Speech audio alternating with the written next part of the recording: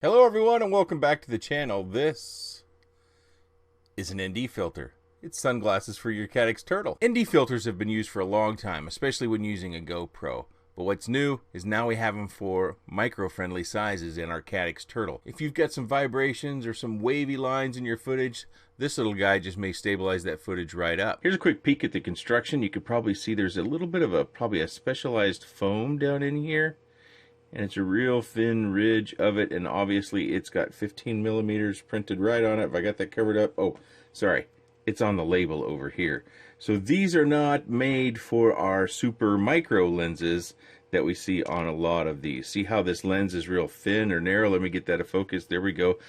That's just like we'll find on our Mobula 7 HD. See that real thin lip around that lens? Real small.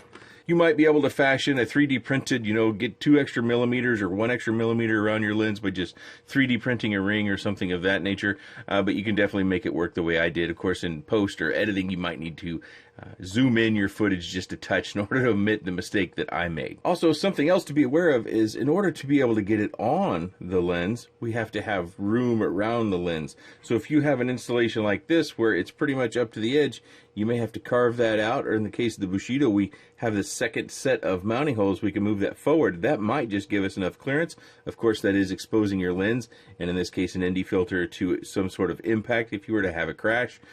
Installations like this, and you're probably thinking, why did you just test it on this one? This one doesn't have any vibes. It works just fine. So I really wouldn't be testing anything out other than an ND filter doesn't destroy the footage. You can see this one has the normal size lens, and it will go on. I'll give you a look at my clearance there around the posts and the 3D printed mounts, and it will go on there just fine. You just kind of finish it on there. There we go. I don't think it got quite on straight, did I? Give it a little rotate. There we go.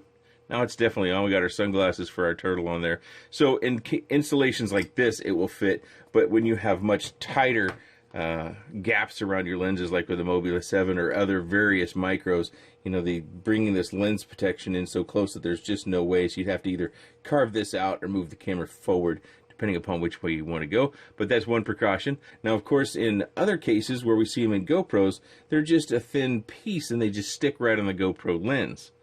That also seems quite handy. I'm not terribly disappointed in using the ND filter with a housing around it. So let's take a look at some footage. Now what you're going to look for, as indicated in the intro here, is some wavy lines or some vibrations. And you see we have some wind. So it's the big moves that you see in the footage, that's not going to be corrected by an ND filter. That is due to the wind though. This can also help to cover up any sort of small or slight PID tune imperfections.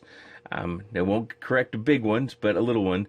So make sure you've got this as eagle-eyed as you can and you're seeing it, because I did pick this footage out because it is new footage. I wanted to fly them both on the same day. And we do have, from time to time, some of those wavy lines. Maybe look in the distance or the top of the trees. You'll see them kind of shimmer or kind of wave around a little bit. It's a little bit unnatural. And that's what we're wanting to correct. We're wanting to make this footage look better, and we do that through reducing the amount of light that comes into the lens of the camera, and therefore the camera is making fewer adjustments as it's flying through the air. And I think you'll be pleasantly surprised that it doesn't really alter the image as far as the coloration and the crispness that much. I can't tell. Maybe you can. It's something that I was quite surprised at because I am a microflyer and I don't use a GoPro and I don't use ND filters up to date, that I kind of thought that, decreasing the amount of light that you got in your lens would have a negative impact in the quality of the image. But as you'll see here in a moment, it doesn't.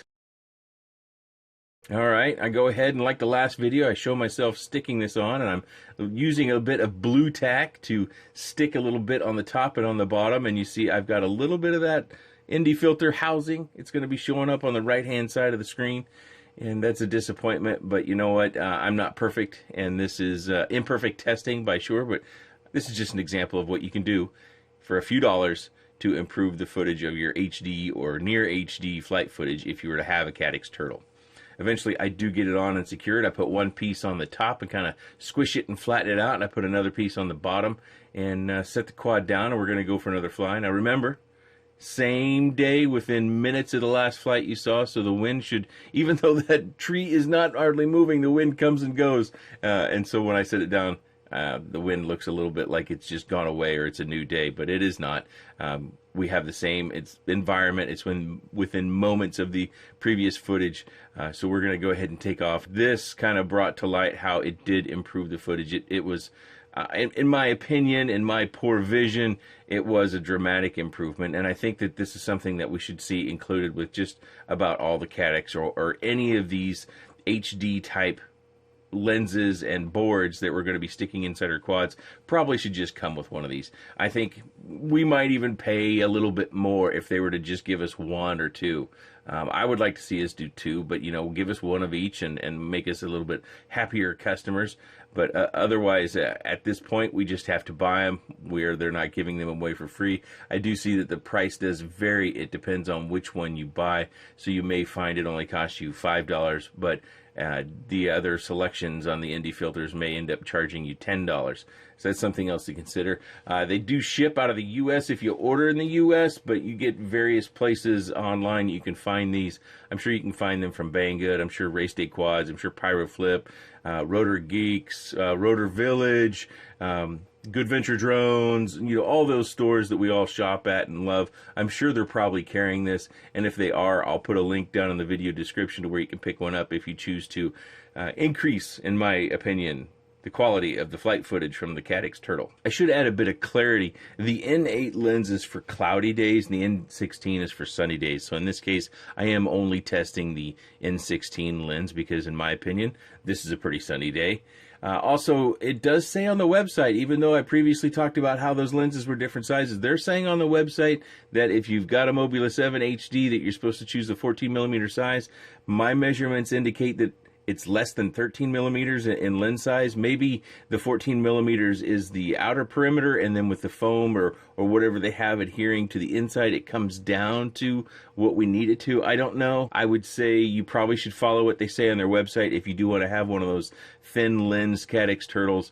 They should know what they're doing. They're making the things, but to me, when I sit here at the desk and I measure things, it doesn't equal out, so it doesn't quite make sense to me. Unfortunately, I don't have any of the 14 millimeter ones to test, so I can't say one way or another whether that is true or it's not. If you're wondering, this is the Mobula 7 HD. This is a conversion kit from the Beta 75 to a Whoopee from Tomo Quads. This is the URUAV 85 HD, the Bushido. This little frame is the Rotorius Zoot, and I am going to toilet tank that battery. So what do you think? Did the ND filter make the improvement that I think it did, or is it just a placebo effect? If you have any comments, questions, suggestions, or otherwise, please let me know in that section down below. I appreciate your time, and thanks for watching.